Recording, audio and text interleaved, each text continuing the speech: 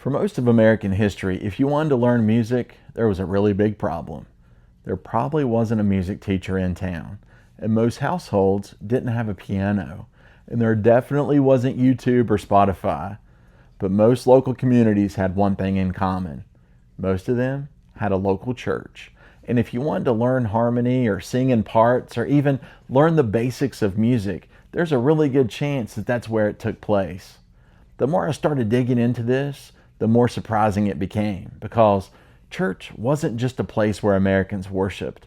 For a long time, it may have very well been America's first music school. Praising Christ the Savior for redeeming grace and love. I'll be satisfied. Growing up in rural Appalachia, I can remember hearing people talk about hymn sings and shape note singing and singing conventions, and at the time, I honestly thought that they were just talking about old church traditions. It turns out they were talking about one of the most important chapters in American music history. The problem the early America faced was pretty simple. Most people couldn't read music. Those little black dots on a page? Yeah, it may as well have been in another language, especially in rural America. So communities started creating singing schools. A teacher would come into town for a few weeks, and people would gather at the church or local schoolhouse after work. Farmers and shopkeepers, teenagers, young couples, whole families would come together and they would learn how to sing. Not really because they wanted to become performers, but because Sunday was coming and they wanted to sing together in harmony. The goal wasn't Broadway or Carnegie Hall. The goal was being able to sit with your neighbors on Sunday morning and sing your part. And somebody came up with an idea that feels almost too obvious once you hear about it. What if notes had shapes? Not just positions on a staff, but actual shapes. Triangles, squares, diamonds, circles. And suddenly music becomes accessible for everyone. A farmer who had never taken a music lesson in his life could learn how to sing in harmony. A child could learn how to follow a song. An entire room of people could learn together. In America, it took off singing. The more I read about shape note singing, the stranger and more interesting it got. People would travel for hours and hours just to attend these all-day singing conventions. They really weren't concerts or performances, but they were singings. People would sing all morning, they would break for dinner on the grounds, and then they would come back and sing all evening. And these events, they really weren't about music, but they were community events that happened to involve music. And this is where neighbors caught up and families gathered and young people met, where communities stay connected. And the singing was almost the excuse just to get people together. And then I started following the trail forward.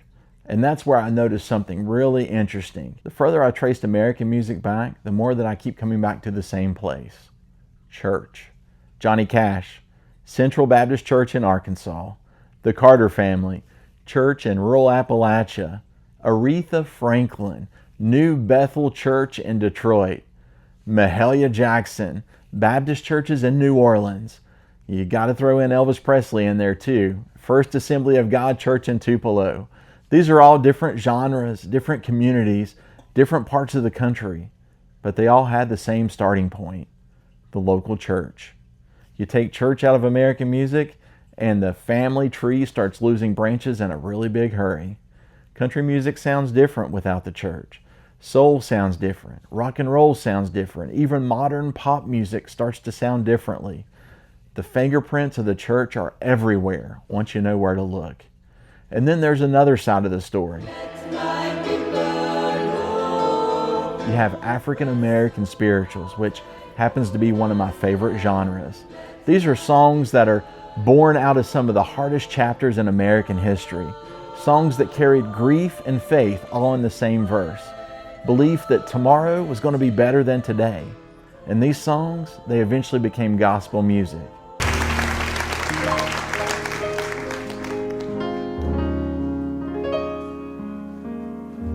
Oh Lord my God, when I in awesome wonder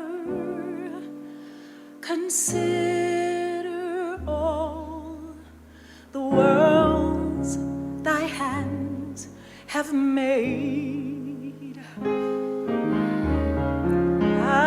see the And gospel music would go on to influence soul, R&B, rock and roll, and much of the modern American music. We tend to assume that history happens in famous places like big, well-known cities, but this series keeps pulling us somewhere else. From the mountain communities in Appalachia to the Delta towns in Mississippi to the local church fellowship halls. It turns out that some of the biggest chapters in American culture started in places that most people would drive right past. And maybe that's the story underneath this whole series that we've been doing for the past few weeks. The mountains didn't know that they were preserving the roots of country music. The Delta didn't know that it would be changing the whole sound of the world. Families gathered around pianos because they wanted to spend time together. And churches taught people to sing because Sunday was coming. Nobody thought that they were building American culture. They were just living their lives. And it turns out that that's usually how history works. We started this series deep in the Appalachian Mountains. Then we followed those sounds south to the Delta, then into America's living rooms. And now here we are, church pews, shape notes, hymn sings, and camp meetings. We've had 4 stops on this journey, but yet there's only one story, the story of the soundtrack of American music. And it wasn't built all at once. It was built a little bit at a time. Ordinary Americans creating something extraordinary without even realizing it. And if you think this story ends with country music or gospel music, it doesn't. Fast forward to the South Bronx in the early 1970s, DJs began isolating the percussion breaks from soul and disco records, and they're looping them over and over. And before long, people start talking and rhyming over top of these beats. And eventually, an entirely new branch grows on this American musical family tree, and they call it rap music. A different generation, a different sound. Somebody takes the music that they inherited, they change it up a little bit, and the next generation builds up on it. And y'all, that's the soundtrack of America. And it doesn't stop there. It'll continue to grow. If you've enjoyed this journey, watch the entire soundtrack of the Backroads playlist from beginning to end. These stories tell one larger story about the people and places that built America. And if that's your kind of thing, I'd love to have you subscribe and join us for the next one. Hey y'all, the stories are out there. Let's go find them together. Hope you'll have a great day, and I'll be talking with you again soon.